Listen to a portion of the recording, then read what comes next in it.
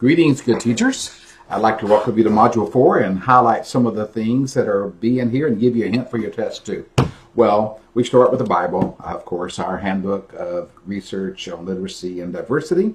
And we'll have an article in here about academic English and African American vernacular English.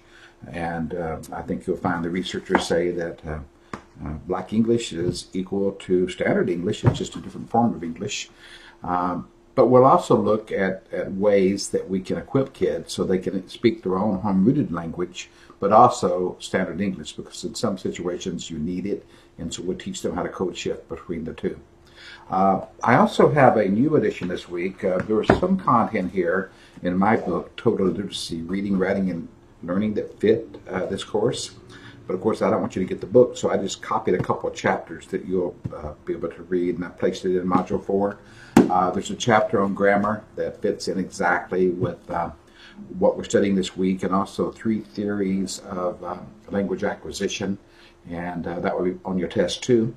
But within that book, there are little pieces that are very good. This is called A Tapestry of Language and Culture, and it's an essay by me that talks about the love within a classroom where kids' cultures and language are honored, and that we do not want a melting pot. We don't want everyone to be assimilated into one being. We want to keep the beauty, which I'll call a tapestry, in our classrooms and honor language and cultures of all kids.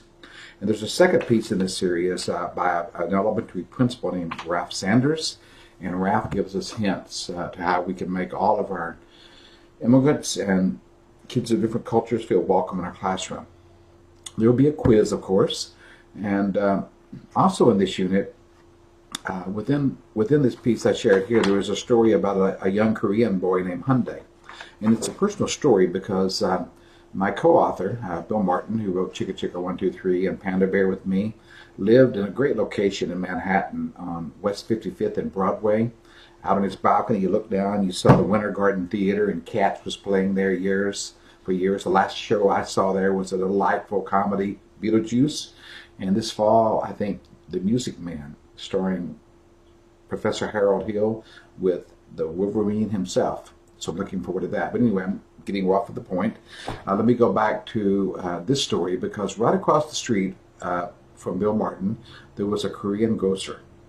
And he had immigrated, and he ran that grocery store with great love and pride. He put fresh vegetables and fruit out on the sidewalks every day.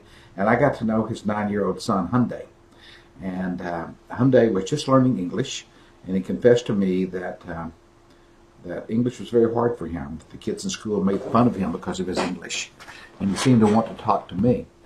But even worse, he said that his father would not let him speak Korean to him anymore, and he was heartbroken.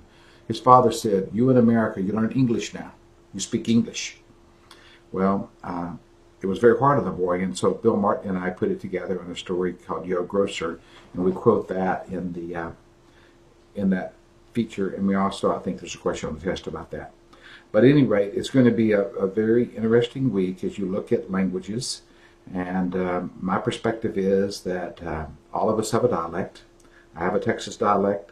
People in New York have an accent for sure, and even in Maine even more so, but there's no correct way of speaking English. Correct English is the language of your mother and father and your community. So I hope you have a great week, and I look forward to you doing well on the test, and also to your video response that I'll post later on today. Take care now. Bye-bye.